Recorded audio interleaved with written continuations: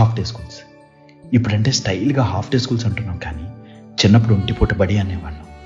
అప్పట్లో ఇవంటే ఎంత చిరాకో. పొద్దున్నే లేచి 6:30, 6:45 కల్లా అమ్మ ఇచ్చిన రసనా బాటిల్, స్నాక్స్ బాక్స్ పట్టుకుని సగం నిద్రమత్తులోనే ఏడ్చుకుంటూ రిక్షా ఎక్కేవాళ్ళం. అంత పొద్దున్నే క్లాసెస్ ఏంటో ఏమీ బుర్రకెక్కేది కాదు. మహా అయితే 3-4 పీరియడ్స్ ఉండేవంతే. కొత్తలో చాలా ఇబ్బంది అనిపించిన మధ్యాహ్నం ఇంటికి వెళ్ళిపోవడం అనే కాన్సెప్ట్ ఏదైతే ఉందో భలే కిక్కిచ్చేది. అప్పటికే ఎండలు పెరిగిపోయి ఉంటాయి కాబట్టి బయటికి వెళ్తే కాళ్ళు విరగొడతారని ఇంట్లోనే కూర్చొని కార్టూన్స్, క్యారమ్స్ ఇలా ఏవో ఒక ఆటలు మొదలుపెట్టేవాళ్ళు.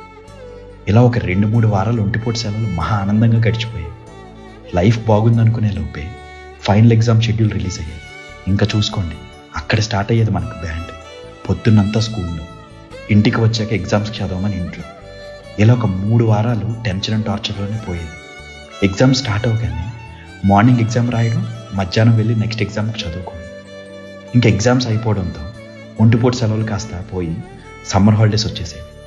ఒక పక్క సమ్మర్ హాలిడేస్ వచ్చేసాయని ఆనందం, మళ్ళీ స్కూల్ స్టార్ట్ అయ్యే టైంకి ఇప్పటి వరకు ఉన్న ఫ్రెండ్స్ మళ్ళీ వస్తారా, కలుస్తారనే బాధ ఒకవైపు.